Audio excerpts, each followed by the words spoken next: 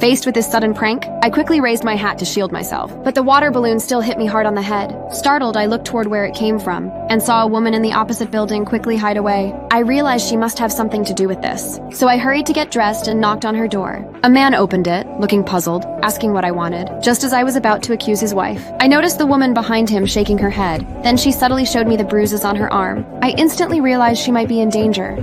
Are you sure they came from our window?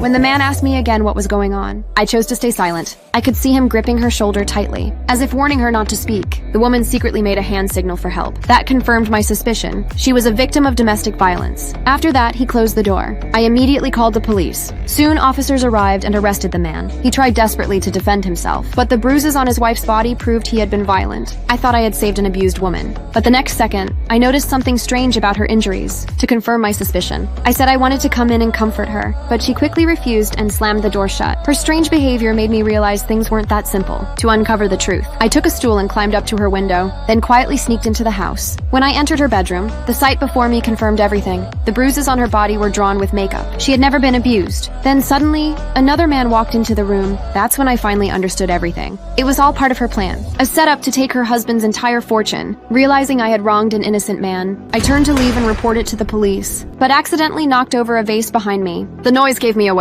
The man grabbed me at once. The woman realized I must have filmed evidence, so she ordered him to snatch my phone and delete the video. Even without proof, she still didn't plan to let me go. She pretended to be the victim, called the police and lied, saying I had broken into her house to steal, and even attacked her, trying to send me to jail. But she had no idea her downfall was coming. When she went to fake more bruises, I suddenly clutched my stomach and said I needed the bathroom. The man didn't suspect anything and locked me inside. He had no clue I was pretending. Then I saw water balloons by the sink and came up with a plan. Soon the police arrived at her house, but when she opened the door, I was nowhere to be seen. Just as she turned to look for me, I appeared behind her and threw a water balloon. The water splashed all over her body, revealing her fake injuries. The police immediately saw through her lies, and when she tried to argue, the evidence was undeniable. The officers arrested her on the spot. Both she and her lover would face justice.